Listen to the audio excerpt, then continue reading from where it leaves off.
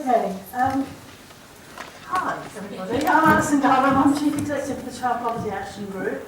We're an organisation that's been campaigning for an end to child poverty now for 50 years, hence our logo up here about our 50th anniversary. We'd like to have done ourselves out of business by now, but unfortunately we haven't been able to. What I'm going to do is to take you through what's been happening on child poverty over the last couple of decades, really, and talk about where we are today and why. So the first thing I'm going to show you is what's happened since 1970. You can see on this chart here, these figures are based on the poverty measures, child poverty measures used in the Child Poverty Act.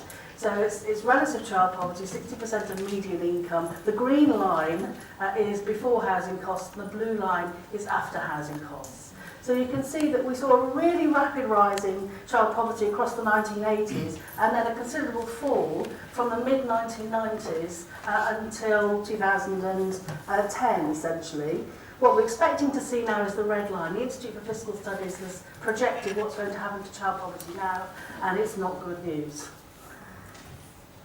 What we've learned, though, is that child poverty is policy responsive. We saw the largest reductions in child poverty in the OECD between the mid-1990s and 2008. Child well-being improved, deprivation levels fell, and we know that the extra money that families had led to more spending on fruit and vegetables, children's clothes and books, and spending on alcohol and cigarettes fell. That's been studied by the LSE. And this wasn't just due to giving people more money through tax credits and child benefit. There were also strategies around getting parents into work. Just the rise in lone parent employment alone accounts for a quarter of the fall in child poverty over the period that I'm talking about. So if we'd have continued on that trajectory, we'd have followed the green line down, we would have hit the national target to end child poverty, in other words, to reduce it to 10%, that's what's in the Child Poverty Act. We would have reached that point by about 2023, instead of which we're going to follow the red line up. So we were on the right trajectory, but we've now interrupted that, and we're going in a different direction. And there are a number of reasons for this. One is that costs have risen considerably, particularly costs for parents. The cost of a child, for example, has risen by about 8% since 2012. And we'll be doing that. We do this study every year into how much children cost. £154,000 up to the age of 18. You won't be surprised to know anyone here has got children. About £160 a week. But we've seen a period of really high inflation for the things that poor families spend most of their money on, like living costs, childcare costs. Inflation rose by 19%, the minimum cost of living rose by 28% between 2008 and 2014, wages rose by only 9%. So we're now in a situation where a couple on both working full-time on the national minimum wage don't have enough money. They only have enough money to cover about 82% of the cost of a child. So those rising costs are really affecting people. We've also seen massive benefit cuts. I don't need to go into the detail about all of those, and I'm sure you're aware that that's happened. The cuts have been particularly to the benefits and tax credits that are paid to working families. So 60% of the cuts fell on low-income working families, and 70% of them on families with children. And that's because pensioners were protected from any cuts. So most of the cuts have fallen on families with children. And these are where the cuts fell. This is a chart from the House of Commons Library. You'll see that the big number of cuts really started in 2013-14. So we haven't yet seen the poverty figures for that year. There's always a delay in the poverty figures. The latest ones we have are for 2012-13. But you'll see from here that the sort of orange bit is the amount of savings that are going to be made from not uprating benefits. So the biggest cuts have actually been through not raising benefits in line with inflation, and the Uprating Act, if you remember that, which limited all uprating to 1%. That's where the biggest savings are coming. And then the rest of them, the blue bit is tax credits, the purple bit is child benefits, then you've got housing benefit, the blue blob. Most of those are benefits that go to low-income working families. So you can see how they pan out just by looking at that chart. So what's going to happen now? If you look at the middle column here, when we started, when Tony Blair made his speech about ending child poverty in 1998, The baseline year then, we had 3.4 million children living in poverty. That fell to 2.3 million after 10 years. But now what we expect to see is for it to rise again by about 700,000. And this is the projections that the Institute for Fiscal Studies have made about what's happening next. And in fact, it's a bit of a nowcast because they reckon that when we get the figures for 2013-14 that come out at the end of June, we'll have already seen a rise of about 400,000. So we're living through the rise, even though we haven't seen it come out in the figures yet. So far from getting closer towards our target, we're moving further away from it. In fact, we're almost going back to where we started. And one of the interesting features now of child poverty, which is worth bearing in mind, is that the majority of children in poverty live with working parents. So nearly 2/3 of them. Whereas at the turn of the century, it was about half of poor children in working families. Now it's about 2/3 of them. So we're facing a child poverty crisis, actually. We're facing a massive rise in child poverty, a rise of about 700,000 in relative terms, and about 1.2 million if you look at it in absolute terms, which just basically shows the effect of real changes in people's income. It's not surprising that figure's rising faster. And we know what that means. We've seen it before. It leads to, it steals away children's life chances. It leads to a health divide, an education divide, and a well-being divide. Children like to be 9 months behind in education, much more likely to die younger, have lifelong limiting illnesses, even be more likely to be killed on the road, actually, have low self-esteem, be more likely to have low self-worth, and so on.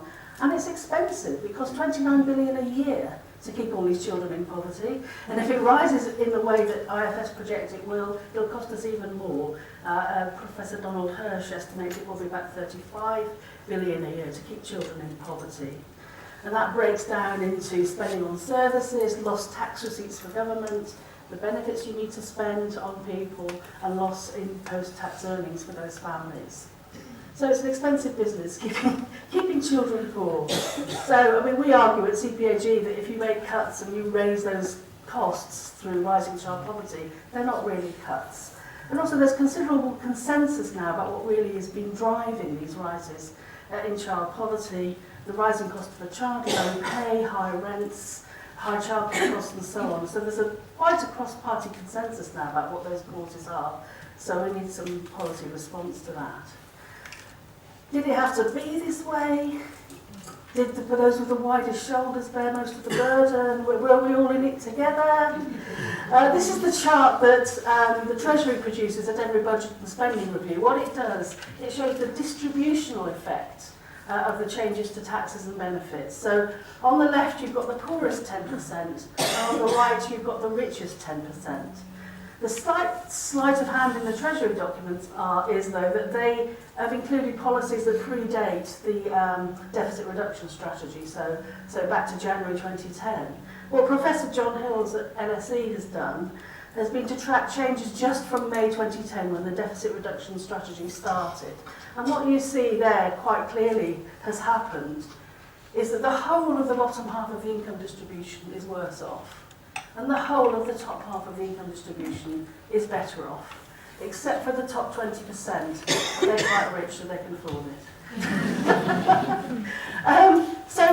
And the effect of this is entirely neutral. So the cuts that have been made to benefits and tax credits for the poorest half of the population, the poorest half of households, has been used to fund tax breaks for the top half of the income distribution. It's reverse Robin Hood.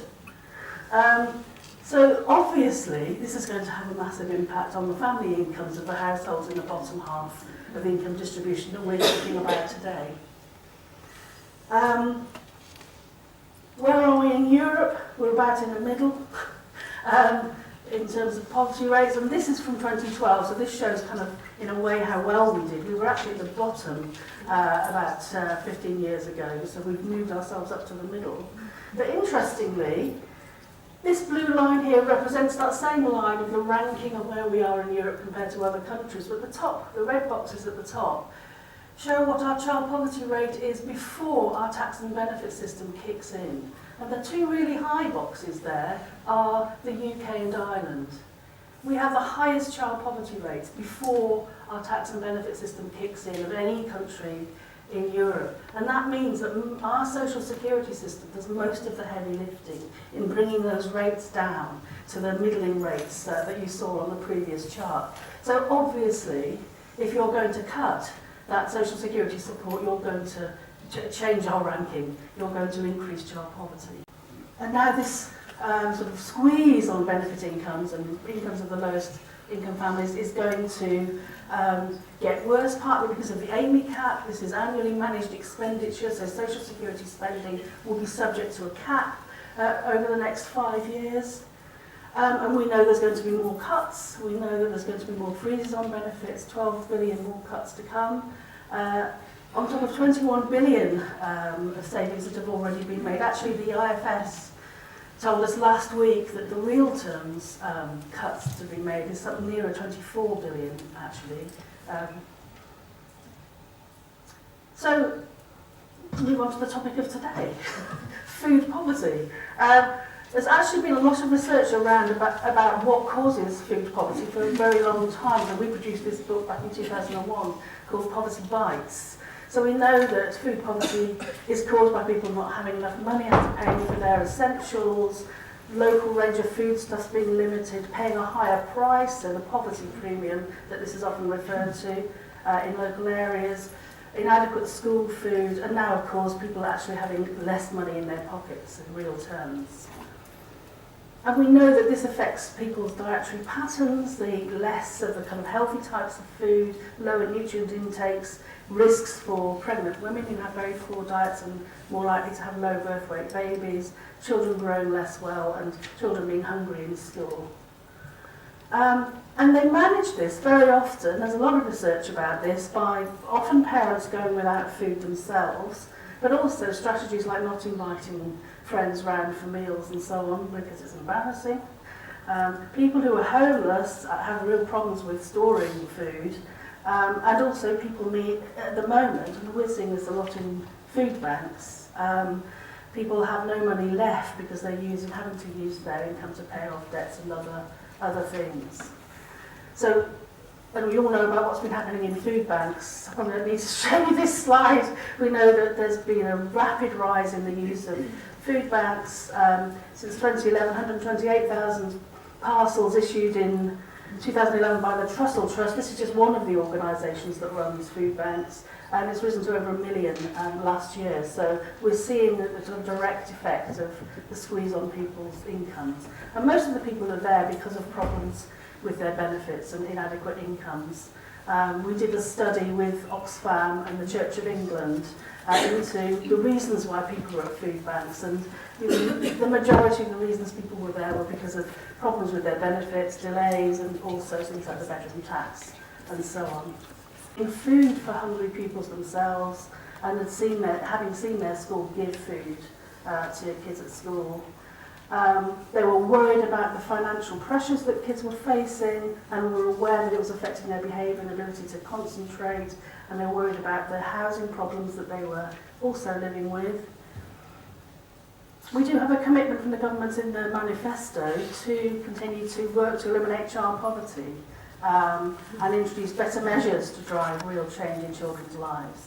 And so partly what that means is changing the way we measure child poverty, which means we'll be measuring something else rather than following the trajectory that I was just showing you. So kind of interesting approach and a bit of a worrying approach from my point of view. One final slide which cheers me up, and that is that the public care about this. This is a graph that's from Mori, which is the opinion polling organisation. It shows that when you ask people what they think the biggest issue is that's facing Britain, the proportion who say the key issue is poverty and inequality has been rising significantly over the last few years. And I'll leave it there. Thank you very much.